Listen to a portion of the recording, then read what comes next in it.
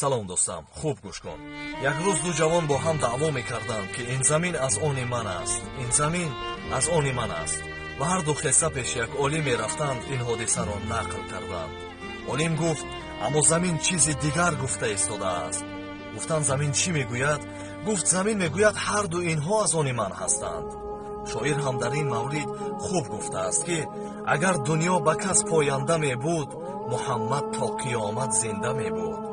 агар дунё ба кас мекард вафогӣ, намекард он ҳазрат аз мо ҷудогӣ. ай бародар, андеша зи марги Мустафо бояд кард, шодиву тараб ҷумла раҳо бояд кард. эй инсоне ки ба ин дунё ин қадар дил бастаӣ, каме ҳам бошад фикр кун, ки оқибат куҷо меравӣ.